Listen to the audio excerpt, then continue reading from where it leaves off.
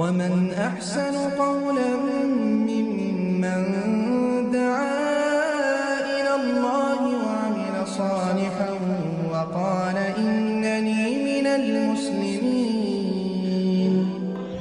পরবর্তী প্রশ্ন, পৃথিবীর জীবন সঙ্গীর সাথে কি পরকাল থাকতে পারবো? হুর না চাইলে কি না নিতে পারি? মানুষ আবেগে পড়ে অনেক কিছুই বলে। আবেগ কিন্তু খুব ভালো জিনিস না। আপনার কাছে এখন মনে হচ্ছে ইউরোপ, আমেরিকা এবং তথাকথিত তাদের দালালদের এবং তথাকথিত যারা নিকৃষ্ট মনা তথাকথিত নামধারী মুসলিম এরকম কিছু গোষ্ঠী আছে যারা আল্লাহ তাআলার দেয়া সম্পদকে তারা আল্লাহ তাআলা যা দিবে ওয়াদা করেছেন এটা নিয়ে তারা হাসাহাসি করে। ইমানদার না, তারা ইমান থাকবে না এরকম হাসাহাসি করলে। আল্লাহ তাআলার কোনো বিধান নিয়ে, আল্লাহ তাআলার কোনো জিনিস নিয়ে কেউ যদি হাসাহাসি করে বা নিতে না চায়, সেটা তাহলে ইমান থাকবে না। আপনাকে নিতে হবে এটা। আপনি কেন নেবেন না? আপনি যদি না নিতে চান আপনি পাবেন না, এটা হলো কথা। কিন্তু আপনার তখন জান্নাতে যাওয়াটা আপনার জন্য খুব কঠিন হয়ে পড়বে। আপনি যদি আল্লাহর বলে আল্লাহ জান্নাত চাই না, আপনি জান্নাত যাবেন না। আপনাকে চাইতে হবে জান্নাত। আল্লাহ জান্নাতে যা আছে সব চাইতে হবে। জান্নাতে কি আল্লাহ সব দিবে, আমাকে, আমার স্ত্রীও দিবা, সাথে হুরও দিবা। তখন এই যে ঈর্ষাটা আপনার স্ত্রী আছে, ঈর্ষাটা থাকবে না। যে ঈর্ষার কারণে একে অপরকে আপনি মনে করতেছেন যে আপনার স্ত্রীর বিরুদ্ধে একজন দাঁড়াবে কেন, সেই সময় আপনি যে পাচ্ছেন এখন জান্নাতে যেতে পারছেন না, তো এটা চিন্তা করেন।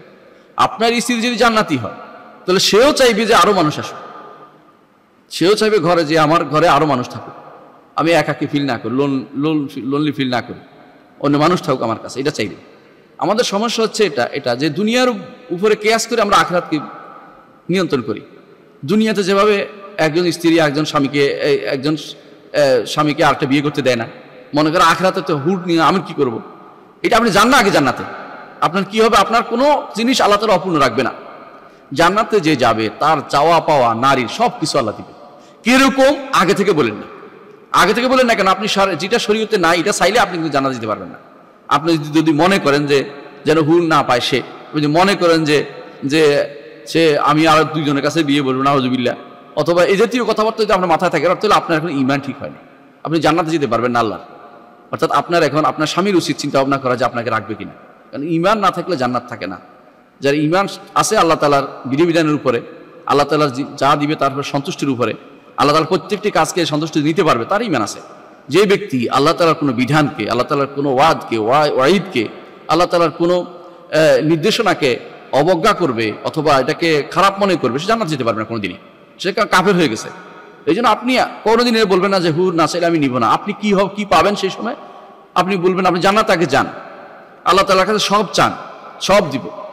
এবং আল্লাহ তাআলা এটাও চান আপনার স্ত্রীকে যেন আল্লাহ সন্তুষ্ট করে দেয়। সেদিন আল্লাহ তাআলা আপনার স্ত্রীকেও সন্তুষ্ট করে দিবেন। কিভাবে সন্তুষ্ট করেন আল্লাহ জানেন। দুনিয়ার মানুষ সন্তুষ্টির অনেক রকম জিনিস দেখি আমরা।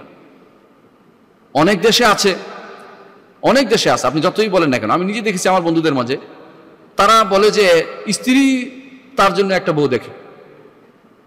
তাদের দেশের কালচারে এটা 4টে বিয়ে করে। আপনি যান আফ্রিকাতে, নাইজেরিয়াতে যান, তারা একটা বিয়ে করার জন্য স্বামীকে প্রস্তাব দেয় যে ঘর রক্ষা হচ্ছে না, আমি একা একা সব সামলাতে পারতেছি না। সুতরাং বোঝা গেল বিভিন্ন এলাকার মানুষ বিভিন্ন রকমের। উপমহাদেশের মানুষের মধ্যে যে স্ত্রী কেন্দ্রিক বশ্যতা কাজ করে সেটা আলাদা জিনিস। এটা আমরা দোষের দিকেও দেখি না, ভালো কোনোটাই বলতে চাচ্ছি না। কিন্তু এটাকে আপনি কমন নিয়ম বানিয়ে ফেলেন না।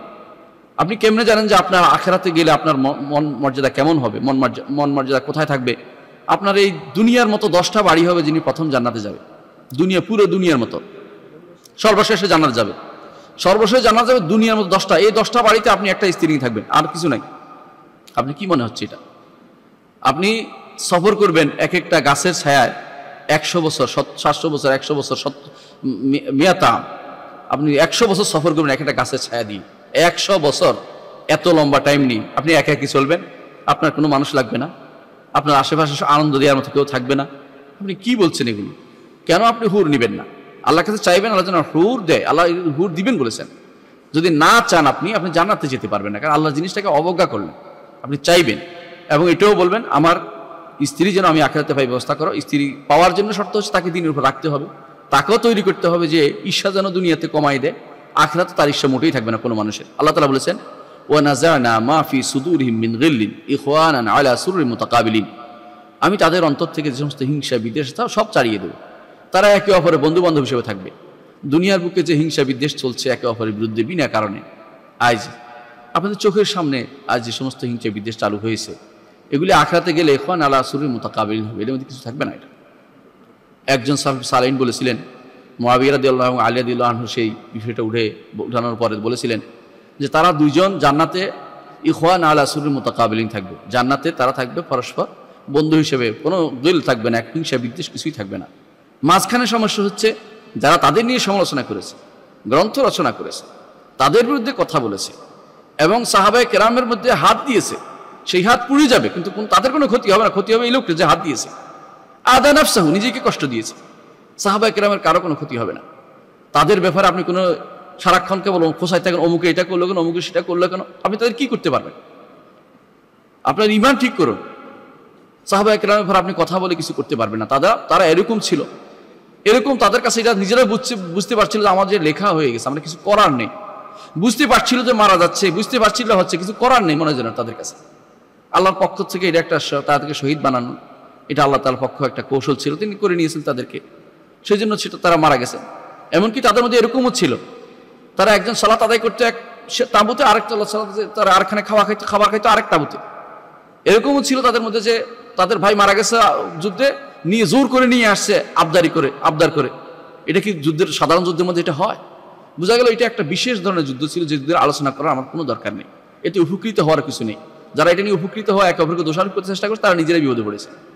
সুতরাং আমরা যে কথাটাই বলবো, আখিরাতের ব্যাপার নিয়ে আপনি দুনিয়াতে কোনো কিয়াস করবেন না। আখিরাতে হবে সম্পূর্ণরূপে একটা ভিন্ন জগৎ, ভিন্ন রকমের মানুষ, যে মানুষগুলোর মধ্যে কোনো হিংসা বিদ্বেষ থাকবে না, যে মানুষগুলো মানুষকে কষ্ট দিবে না, একে অপরকে বিরুদ্ধে লেগে যাবে না, যারা বিনা কারণে কাউকে কষ্ট দেয়। আল্লাহ তাআলা বলেছেন ওয়াল্লাযিনা ইউযুনাল মুমিনিনা ওয়াল মুমিনাত বিগাইরি মাকতাসাবু ফাকাদ ইহতামালু বুহতানান ওয়া ইসমান মুবিনা, যারা মিথ্যাচার করে মানুষকে কষ্ট দেয় তারা বুঝুক তাদের এই জিনিসটা আখিরাতে কি হয়। ফাকাদ ইহতামালু বুহতানান ওয়া ইসমান মুবিনা, অপবাদ দিচ্ছে, তারপরে কঠিন কষ্ট নিচ্ছে, তারা দুনিয়ার বুকে মুখ আছে বলে বলতে পারলো, কিন্তু অপেক্ষা করুক আল্লাহর দরবার তাদের জন্য কি অপেক্ষা করছে। আমরা সবাই সেই দোয়াটাই করি। আল্লাহ আমাদের বুঝার তৌফিক দান।